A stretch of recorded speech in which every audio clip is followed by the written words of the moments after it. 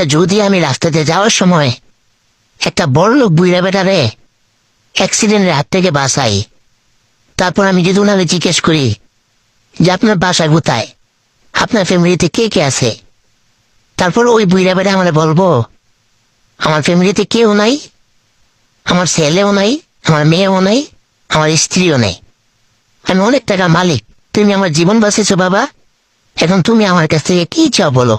তারপর আমি ওনার বলবো আপনি খুশি আমার যা দিবেন। তারপর উনি আমারে ওনার যত ধন সম্পত্তি আছে, টাকা পয়সা আছে, সবকিছু আমার নামে বইরা দিব। তারপর আমি অনেক বড় লোক হয়ে যাবো। আর ওই বুড়িয়া বেড়ে এত টাকাতে কি করব? টাকার দরকার আমার না। তারপর উনি আমাকে দিয়ে দিলে আমি অনেক বড় লোক হয়ে যাবো।